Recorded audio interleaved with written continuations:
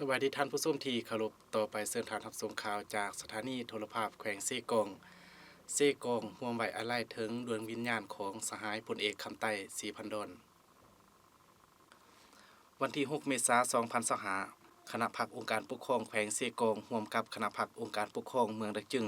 นำโดยสหายนางศรีสง่าแก้วดวงดีคณะประจำพรรคแขวงว่าการประธานกวาดกาพรรครัฐแขวงสหายเพ็งนาถจันทพรกรรมการพรรคแขวงเลขาพรรคเมืองเจ้าเมืองดะจึงพร้อมคณะนำคันแขวงขันเมืองได้จัดพิธีไว้อาลัยถึงดวงวิญญาณของสหายพลเอกคำไต้ศรีพันดอนอดีตประธานคณะบริหารงานศูนย์กลางพรรคอดีตประธานประเทศแห่งสาธารณรัฐประชาธิปไตยประชาชนลาวอยู่เขตที่หมานการปฏิวัติลาวใต้บ้านดักปั๊มเมืองดักจึงเพื่อแสดงความหูบุญคุณอันลึกซึ้งและความอาลัยหักอย่างสุดซึ้ง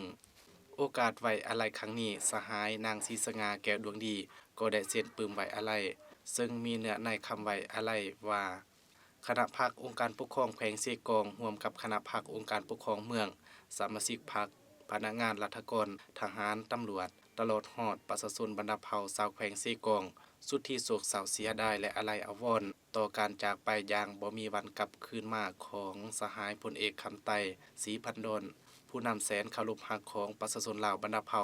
เพิ่นเป็นผู้นำปฏิวัติที่องอาจกล้าหาญเด็ดเดี่ยวแน่วแน่นอุทิศเหงื่อแห้งและสติปัญญาเสียสละอย่างสูงส่งเข้าในภารกิจต่อสู้ปลดปล่อยชาติในเมื่อก่อนก็คือภารกิจปกปักรักษาและสร้างสาพัฒนาประเทศชาติในปัจจุบัน